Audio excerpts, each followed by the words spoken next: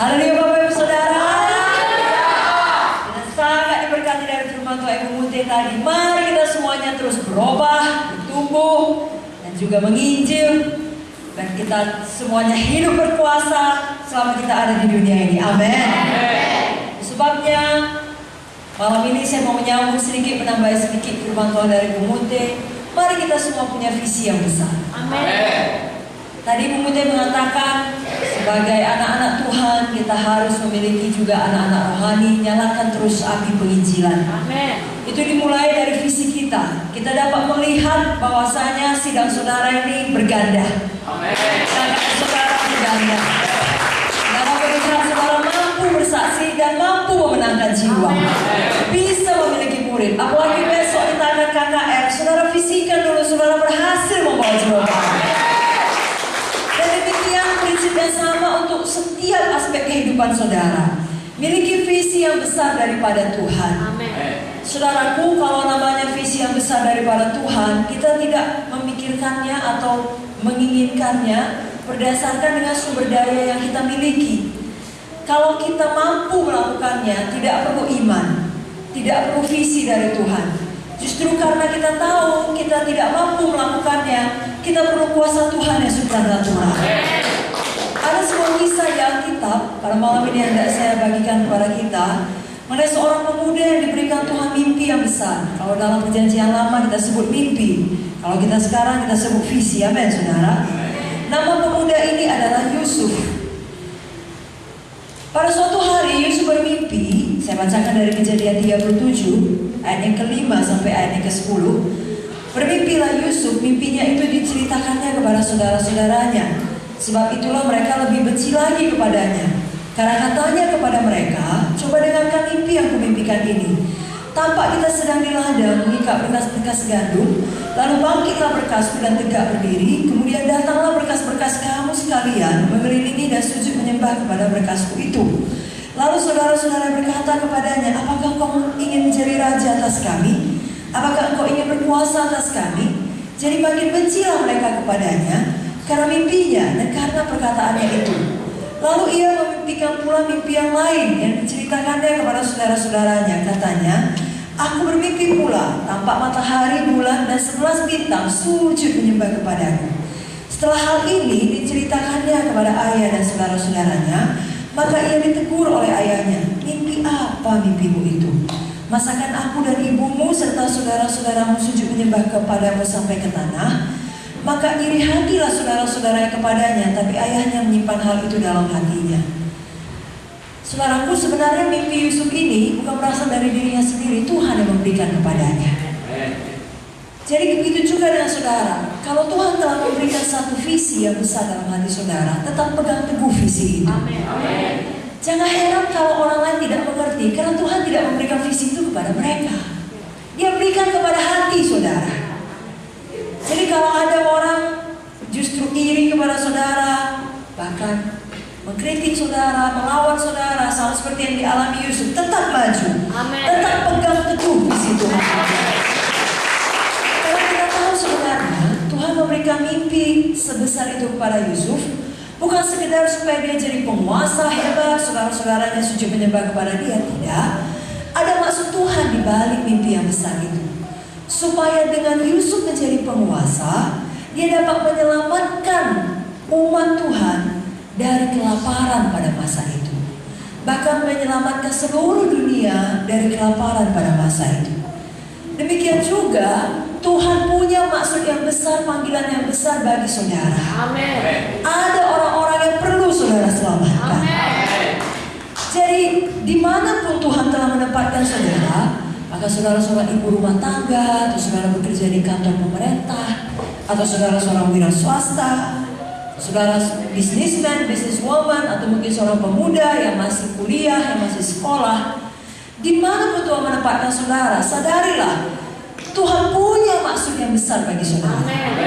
Dan dia bicara ke dalam hati kita melalui Roh Kudusnya dan firman-Nya untuk membuat saudara mengerti maksudnya yang besar itu. Dia berikan visi yang besar kepada saudara. Jangan takut, jangan tidak berani, jangan katakan tidak mungkin. Sama seperti Yusuf, sampai bapaknya pun menegurnya, Karena mimpinya itu nggak cocok, nggak mungkin. Dia termasuk yang paling muda di antara saudara-saudaranya. Ya, sesuai dengan adat istiadat pada masa itu, yang lebih tua dihormati. Pada masa sekarang juga. Tidak cocok kalau yang tua menyembah kepada yang muda. Tapi memang begitulah Tuhan memanggil Yusuf, saudara. Demikian juga saudara, seberapa tidak mungkin pun visi saudara yang besar itu, kalau saudara merasakan dan mendapatkannya dari doa, dari firman, dari pimpinan Roh Kudus, tetap pegang teguh. Dan percaya, bagaimana sudah di Ambon, di Song lagi, mendapatkan visi dari para Tuhan, dipanggil di tempat ini. Ya mungkin ada keluarga mereka dulu tidak setuju, tapi mereka tetap diutus. Dan biar itu visi terus menyala, biar membangunku untuk Tuhan Yesus. Haleluya. Contoh lain adalah Abraham, yang dikatakan di dalam buku Roma 4 ayat 18, sekalipun tidak ada dasar untuk berharap, namun Abraham berharap juga dan percaya bahwa ia akan menjadi bapa banyak bangsa. Menurut yang telah difirmankan, demikianlah banyak nanti keturunanmu. Imannya tidak menjadi lemah, walaupun dia mengetahui bahwa tubuhnya sudah sangat lemah, karena usianya telah kira-kira 100 tahun, dan bahwa rahim Sarah telah tertutup. Tetapi terhadap janji Allah ia tidak bimbang. Karena ketidakpercayaan, malah ia diperkuat dalam imannya, dan ia memuliakan Allah dengan penuh keyakinan bahwa Allah berkuasa untuk melaksanakan apa yang telah ia janjikan. Karena itu hal ini diperhitungkan kepadanya sebagai kebenaran. Kata-kata ini, yaitu hal ini diperhitungkan kepadanya, tidak ditulis untuk Abraham saja, tetapi ditulis juga untuk kita. Sebab kita pun Allah memperhitungkannya karena kita percaya kepada Dia yang telah membangkitkan Yesus Tuhan kita dari antara orang mati. Amin. Kalau Tuhan taruh visi yang besar, walaupun tidak ada dasar untuk berharap, kita semua adalah anak-anak Abraham. Kita anak orang percaya, kita berharap juga. Sebagai saudara, walaupun dokter berkata tidak ada lagi harapan untuk sembuh, tapi saudara berharap juga, karena saudara percaya kepada firman yang mengatakan oleh hidup Yesus saya sembuh.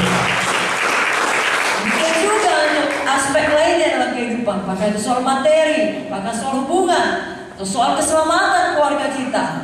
Kalau dengan mata badani kita melihat mereka melawan, tidak mau diajak ibadah, justru semakin jauh daripada Tuhan. Tapi firman janji Tuhan berkata, satu orang selamat, seisi rumah diselamatkan.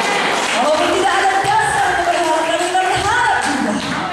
Diperkuat dalam iman kita, dan tetap mendeklarasikan iman kita, visi kita yang besar tersebut, dan kita tetap menindakkan iman kita. Amin, saudara. Hari ini siapa mau punya visi yang besar?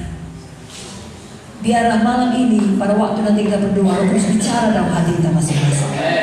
Bahkan saya percaya, saya mendapat kesan, sebenarnya Roh Kudus sudah pernah bicara. Tapi mungkin karena dengan berlalunya waktu dan kita lihat tidak jadi visi yang besar itu, kita redum, kita simpan. Hari ini nyalakan kembali.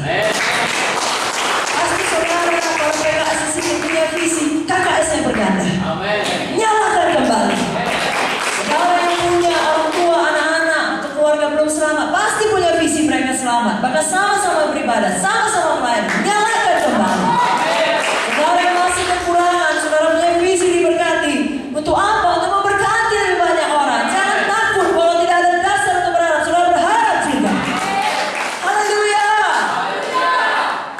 Dan sadari ada maksud Tuhan memberikan visi yang besar itu kepada saudara. Amin, saudaraku. Tapi kita juga mau belajar sedikit mengenai Yusuf ini dengan mimpinya yang besar. Kita tahu pada waktu setelah Yusuf menerima mimpi yang besar itu, maka tidak langsung jadi besoknya dia menerimanya. Ada jangka waktunya, ada prosesnya. Demikian juga kita. Malam ini kita nyalakan kembali. Tapi kalau minggu depan gak langsung digenapi, dan kami pun pulang pada hari Sabtu, jangan lagi redup. Amin. Sama seperti kisah Yusuf punya happy ending, saudara pun punya happy ending. Saudara adalah pemenang karena lebih dari orang lain. Kalau Yusuf ditolong Tuhan, padahal itu adalah perjanjian lama di mana Roh Kudus tidak dicurahkan kepada semua orang, apalagi kita di zaman perjanjian baru. Saudaraku, Yusuf mengalami banyak proses, banyak bentukan. Kita sebagai anak-anak Tuhan, jangan takut dibentuk oleh Tuhan. Amen. Demi mencapai visi yang besar itu, karakter kita harus sebanding. Itu sebabnya diizinkan Tuhan kita mengalami bentukan. Bayangkan kalau anak kecil menerima warisan 1 miliar dan diberikan begitu saja tanpa ada perwaliannya.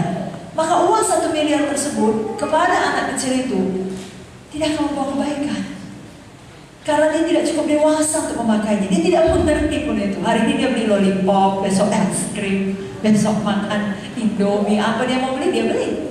Lalu orang akan menipu dia, bahkan mau mencelakai dia demi merampas uangnya itu. Tapi kalau uang sebesar itu diberikan kepada seorang yang sudah dewasa,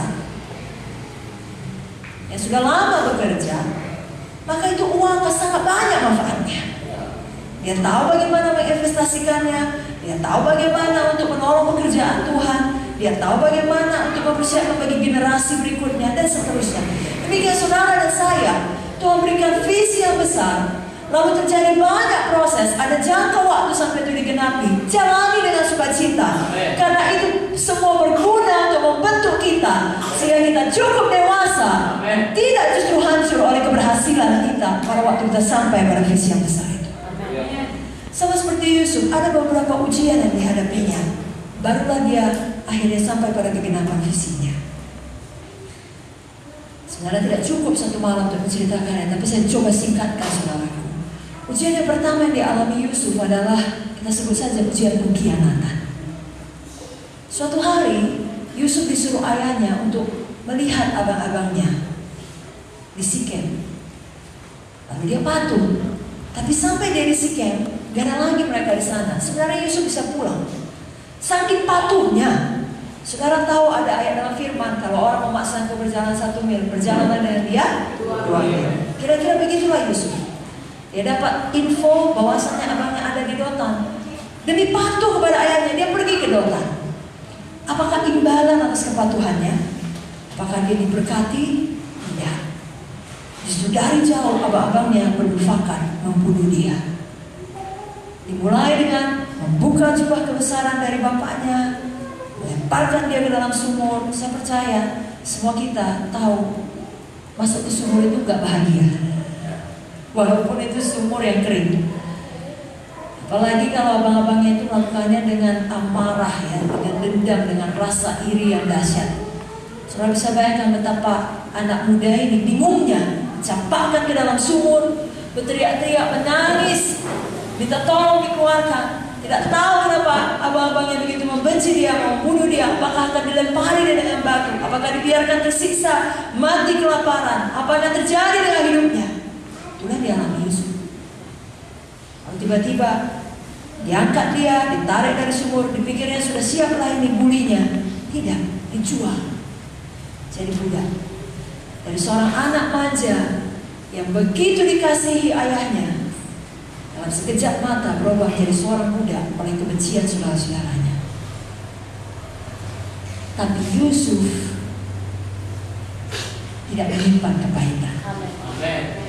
Bapak Ibu Saudara, semua kita pernah disakiti dalam hidup ini, dan semua kita pun pernah menyakiti orang. Karena kita tidak sempurna. Bahkan di dalam gereja, dalam tubuh Kristus sekalipun akan ada gesekan-gesekan. Beberapa dilakukan dengan tidak sengaja, sayangnya beberapa dilakukan dengan sengaja. Kalau hal itu jadi pada saudara, pilihlah untuk mengampuni. Kurang kuat amin ya. Pilihlah untuk lulus ujian pengkhianatan. Karena kalau kita menyimpan kebencian dan dendam, itu hanya menyakiti diri kita sendiri. Kalau kita berkata, aku akan mengampuni dia, kalau dia minta maaf lebih dahulu, mungkin sampai Yesus datang, dia tak akan minta maaf. Kenapa? Karena dia merasa dirinya yang benar. Kalau saudara tersiksa, saudara tidak sampai pada panggilan Tuhan. Jangan demikian. Dalam Kejadian 39 ayat 2, ketika Yesus sudah dijual kepada pedagang saudagar Ismail, lalu mereka menjualnya lagi ke Mesir, sampailah dia landing di rumah Potifar. Alkitab menuliskan Allah menyertai dia, sehingga dia berhasil dalam apa yang dikerjakannya. Saya yakin kalau Yusuf menyimpan dendam, Tuhan tidak menyertai dia. Karena Tuhan tidak pernah memaksa siapapun. Karena dia melepaskan pengampunan, maka Tuhan dapat menyertai dia, dan dia dapat berhasil dalam pekerjaan. Apa banyak mengampuni orang-orang yang menjahatinya. Semua angkat tangannya, katakan saya. Kalaupun saudara katakan sangat berat, Tuhan mengerti. Amin saudaraku. Roh Kudus yang akan menolong saudara. Saudara merasa tidak mampu, akukan dulu dengan iman. Roh Kudus akan memimpin dan memampukan saudara. Jangan keraskan hati. Jangan biarkan akar pahit tumbuh saudaraku. Dalam buku Ibrani 12 ayat 15 dikatakan, jagalah supaya jangan ada seorang pun menjauhkan diri dari kasih karunia Allah, agar jangan tumbuh akar yang pahit yang menimbulkan kerusuhan dan yang mencemarkan banyak orang. Kalau seorang tidak mau mengampuni, dapat tumbuh akar yang pahit. Kenapa? Karena ketika dia disakiti, dia terus merasa tersakiti. Biasanya orang yang tersakiti akan menyakiti orang lain lagi. Kenapa? Ada akar pahit di dalam. Biarlah saudara manis hati saudara. Menang atas ujian pengkhianatan. Haleluya. Malam hari ini izinkan kasih Tuhan mengalir deras untuk mengalahkan semua sakit hati saudara, kekecewaan saudara, segala luka hati saudara. Dia adalah tabib dari Gilead. Dia tidak hanya menyembuhkan luka badani, dia juga menyembuhkan luka hati saudara. Bawa pada Tuhan, izinkan dia pulihkan saudara. Haleluya. Yang kedua, jadi rupanya Yusuf setelah lulus satu ujian, masuk lagi ujian berikutnya. Kita pun demikian. Tapi saudara, tiap kali lulus ujian, pasti saudara senang. Amin. Dan kalau lulus ujian satu, artinya saudara naik tingkat lebih tinggi. Ya kan? Kalau lulus ujian SD, kelas 6, naik ke SMP. Lulus 3 SMP, naik ke SMA. Lulus SMU, meja hijau, sarjana. Kalau mau terus lagi studi, S2, S3, S4, S campur. Tapi sudah mengerti maksud saya. Itu sebabnya jangan Tuhan udah begini sakit dengan ujian ini, akhirnya bisa lulus dengan pertolonganmu, kenapa datang ujian lagi? Sukacita saudaraku. Karena sepanjang jalan Yesus tidak meninggalkan kita. Sama seperti Yesus juga tidak meninggalkan Yusuf saudara. Ujian yang berikutnya kita sebutlah dengan ujian integritas, ya, khususnya dalam hal kekudusan.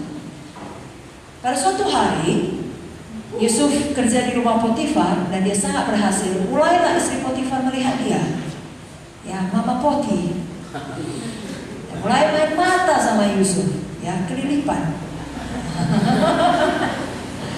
Dan Alkitab mengatakan bukan sekali, tetapi terus menerus.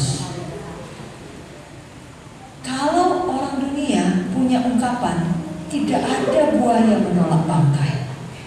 Dengan kata lain, kalau ada cewek menyodorkan diri seperti itu, laki-laki pasti menangkapnya. Tapi Yusuf tidak demikian. Walau Mama Poti tiap hari berkata, Bang Yusuf, sini dong. Yusuf berkata tidak mau. Kenapa? Karena dia mau lulus ujian kekudusan.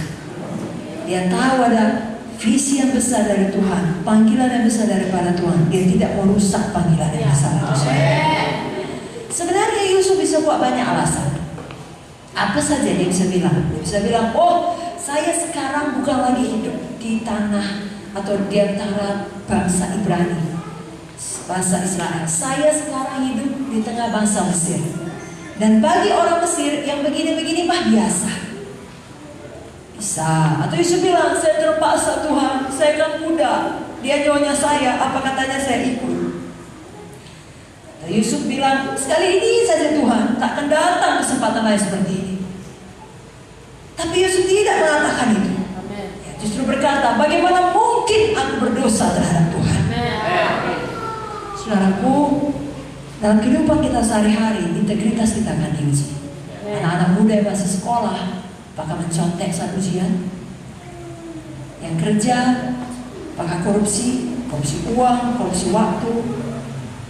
Bahkan dalam kehidupan yang rutinitas, apakah kita berbohong demi supaya dilihat orang baik, demi tidak ketahuan kesalahan kita? Atau di dalam kamar-kamar pribadi, apakah kita membuka pornografi pada waktu internet kita hidup?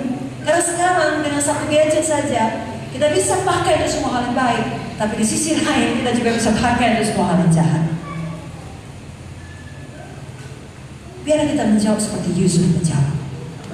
Walau kita sendirian di kamar yang sepi, tidak ada orang lain di situ, kita bisa buat dosa apa kita mau. Tapi kita tahu mata Tuhan ada di segala tempat, mengawasi yang baik dan mengawasi yang jahat. Dan lebih daripada itu, hati kita takut akan Tuhan. Bukan ketakutan gemetar kalau aku buat Tuhan akan memancung aku mati, bukan.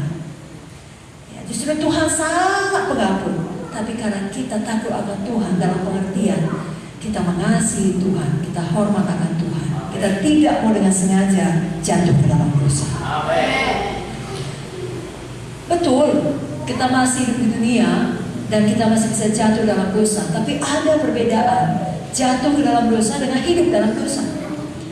Kalau pemulung, saudaraku, dengan sangat hormat pada mereka, tidak ada sedikit pun maksud untuk menjelekkan mereka. Mungkin karena nasibnya kurang baik, ada banyak anak-anak gelandangan.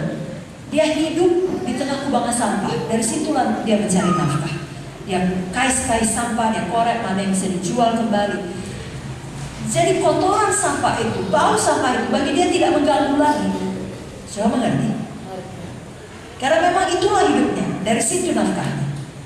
Tapi kalau saudara, mungkin dalam perjalanan kemarin sudah berpakaian cantik-cantik, ya, cuma karena melewati jalan gelap, saudara nggak nampak, jatuh ke dalam kubangan sampah, ke dalam lumpur atau ke dalam got, apa namanya di sini kalau mau, ya got juga ya, kan bau ya. Nggak ada saudara yang menikmatinya, apalagi kalau saudara jatuh kena air sampah yang bau sampai ke dengkul saudara. Saudara kan cari kamar mandi, saudara bersihkan. Tidak bangga saudara menyembah Tuhan dengan got saudara tadi. Begitu kalau kita sudah benci dosa. Kita jatuh, tapi kita mau segera keluar. Kita mau segera bertobat.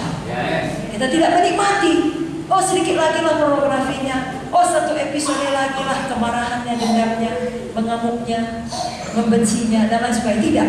Sudah bertobat. Jadi Roh Kudus menyadarkan saudara sudah bertobat. Haleluya. Dan khusus bagi anak-anak muda, mari teladani Yusuf. Jangan rusak masa depan dengan kenajisan. Amsal 6 ayat 32-33 jelas berkata, siapa melakukan zina tidak berakan budi. Orang yang berbuat demikian merusak diri, siksa dan cemooh diperolehnya, malunya tidak terhapuskan.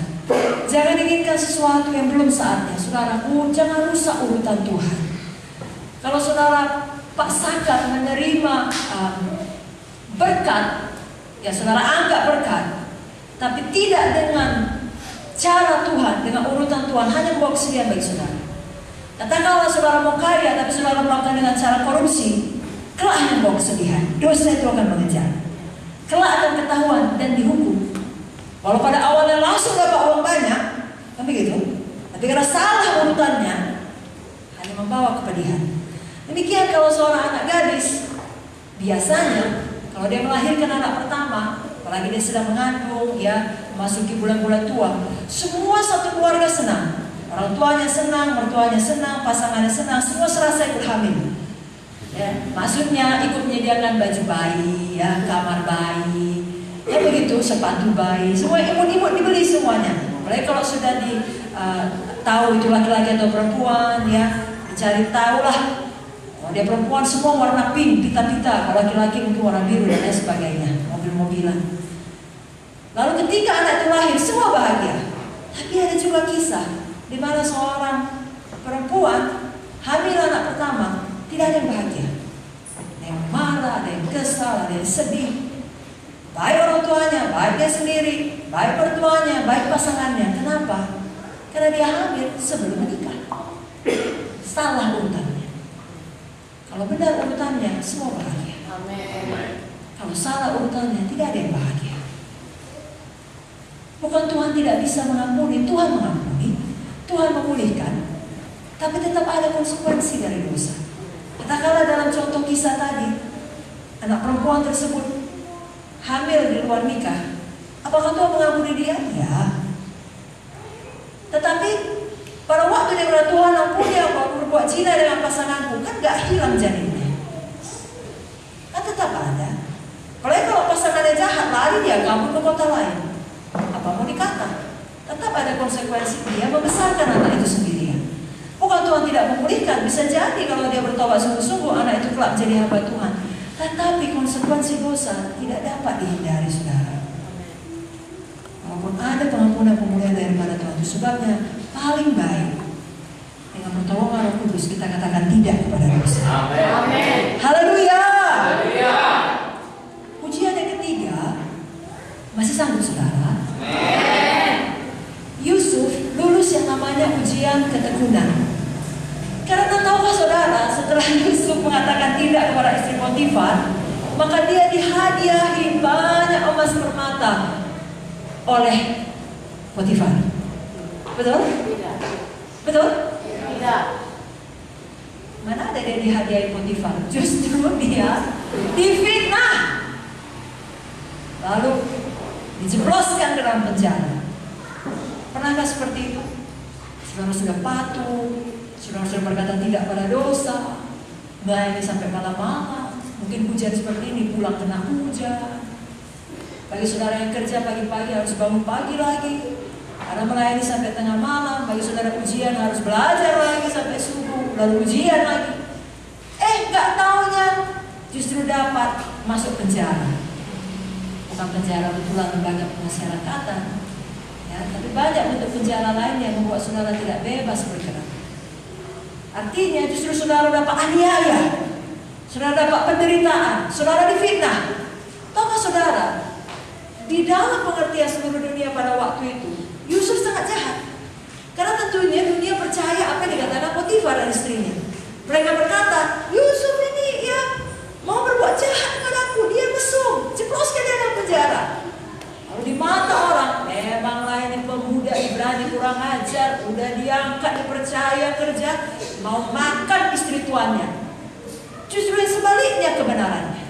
Tapi tidak ada yang tahu. Yang tahu hanya Yusuf, yang tahu hanya Tuhan. Dan sekarang Yusuf di penjara, tidak tahu sampai berapa lama waktunya. Saudaraku, kalau makin berat pergumulan saudara, tes saudara, ujian saudara, makin dekat saudara pada jawaban. Pada visi. Jangan menyerah. Sekali lagi jangan menyerah. Jika rasanya tidak tahan lagi, seperti saudara ada di dalam api, saudara ingat kisah Sadrak, Mesak, Abednego. Mereka juga dilemparkan ke dalam api, tetapi Yesus ada di sana. Tuhan ada di sana. Tidak tinggalkan mereka. Tuhan juga ada bersama saudara. Dalam dapur api penderitaan apapun, di mana seluruh dunia menganggap saudara salah, apalagi sekarang zaman sosmed, sangat mudah merusak nama baik seseorang, betul? Tinggal disebarkan aja hoax. Lalu semua orang berpikir saudara yang jahat, saudara yang salah. Padahal tidak, justru kebenarannya saudara seperti Yusuf, saudara yang menolak dosa. Tapi saudara difitnah. Jika itu terjadi, lihatlah firman Tuhan pada malam ini. Lulus ujian ketekunan. Lulus ujian ketekunan. Karena saudara, lagi-lagi yang kita tuliskan, di dalam penjara pun Tuhan menyertai Yusuf. Sehingga kepala penjara senang kepadanya, memberikan kuasa ke seluruh penjara ini. Walaupun sebenarnya dapat kuasa seluruh penjara pun tidak, saudara, kita bisa bahagia namanya dalam penjara. Tapi Yusuf sabar dalam bentukan itu. Hatinya tetap lembut. Itu sebabnya ketika juru makanan dan minuman Firaun masuk ke dalam penjara, muka mereka sedih. Yusuf kan bisa aja gak peduli, ya siapa korbannya. Aku pun dulu masuk penjara ini sakit, kau rasakanlah. Tidak. Dia mampu merasakan kepedihan hati mereka. Dia yang datang melayani mereka tanpa mereka lebih dahulu memintanya. Kenapa mukamu murung? Kalau saudara sudah mengalami banyak penderitaan, Tuhan mempersiapkan saudara untuk pelayanan yang besar. Amen. Hati saudara lebih bisa mengerti orang. Amen. Kalau saudara pernah, maaf ya, kalau saudara pernah ketabrak, pernah kaki patah, pernah harus jalan dengan tongkat atau pasang pen, lalu kemudian setelah beberapa tahun pulih betul-betul gak ada lagi ketahuan dulu pernah ketabrak. Tapi suatu hari ada orang pincang datang ke gereja, pasti saudara orang nomor satu menolongnya. Karena sudah pernah merasakan. Kalau saudara gak pernah merasakan, kalau saudara gak pernah merasakan sakit yang amat sangat, karena asam urat atau penyakit lainnya, saudara gak punya belas kasihan pada mereka yang sakit. Di dalam KKR ada orang sakit lalu mengeluh dia, katanya marah saudara. Diam saudara. Karena saudara gak pernah menderita seperti itu. Tapi kalau saudara pernah menderita, saudara tahu sakit rasanya. Saudara mengerti. Saudara kasihkan dia aku atau saudara tenangkan dia. Kenapa? Karena saudara pernah merasakan penderitaan itu. Sama dengan Yusuf, dia pernah merasakan penderitaan itu. Lalu dia bisa melayani juru minuman dan makanan tersebut. Singkat cerita, dia beritahukan mimpi mereka, dan salah satu di antara mereka dipulihkan kedudukannya. Dan saudara tahu, Yusuf memohon kepada dia, kalau nanti kau kembali bekerja di hadapan Firaun, ingatlah aku. Saudara tahu apa kata kita? Selama 2 tahun. Selama 2 tahun, sama sekali Yusuf tidak diingatnya. Tapi Yusuf tetap setia. Saudara juga melayani, menolong orang yang menderita seperti dulu saudara menderita. Saudara jemput jiwa, saudara kunjungi jiwa, saudara bawa jiwa ke KKR. Tapi tiba saatnya saudara perlu pertolongan, gak ada yang ingat saudara. Kalau orang sakit, saudara pertama ke rumah sakit. Saudara pertama ke rumahnya mengunjungi dia. Suatu hari, saudara yang sakit, gak ada yang mengunjungi. Ketika itu terjadi, jangan, aku tidak mau lagi gereja, aku tidak mau lagi beribadah, aku tidak mau lagi melayani. Semua itu orang-orang munafik, gak tahu YouTube, gak berterima kasih, dan seterusnya sudah jangan. Tetap seperti Yusuf. Kenapa? Karena walaupun dia dilupakan oleh manusia, Tuhan tidak melupakan Yusuf. Tapi menunggu saatnya Tuhan. Saudara pun tidak pernah dilupakan oleh Tuhan. Jangan pernah menyerah, jangan pernah tinggal jalan. Tetaplah setia. Kita tahu ceritanya, suatu hari Firaun bermimpi, tidak ada yang bisa mengartikan mimpinya. Teringatlah pada Yusuf, dipanggillah Yusuf, Yusuf artikan mimpinya. Betul-betul Firaun percaya, diangkatlah dia untuk memegang kekuasaan dari seluruh Mesir, hanya tahta itu saja bedanya dari dia. Dia betul-betul sukses, dia sampai jadi penguasa, sama seperti mimpinya. Dan ujian yang terakhir adalah ujian yang paling penting, namanya ujian kesuksesan. Ada banyak orang, saudara mungkin datang dari broken home, lalu Tuhan pulihkan, atau dari bangkrut, lalu Tuhan berkati. Itu visi saudara. Setelah melalui banyak bentukan, sampailah saudara di situ. Tolong jangan lupa ada maksud Tuhan. Yusuf jadi penguasa di Mesir bukan sekedar supaya bisa menghukum saudara-saudaranya, menghukum istri Potifar. Adakah dia melakukannya? Oh, sekarang sudah jadi penguasa. Mana mama Poti itu? Mana si penipu itu? Masukkan juga dia dalam penjara biar dia tahu. Dia tidak balas dendam. Dia tidak gunakan kekuasaan untuk hal yang salah.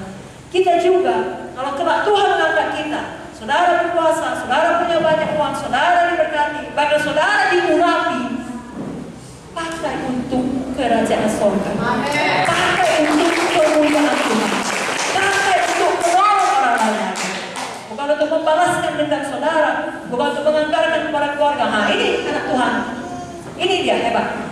Selama ini ngejek-ngejek kan, karena saya GKI, sekarang lihat mobil saya sudah 5. Temukan maksud Tuhan, kerjakan maksud Tuhan. Jangan pernah menjadi sombong, saudaraku.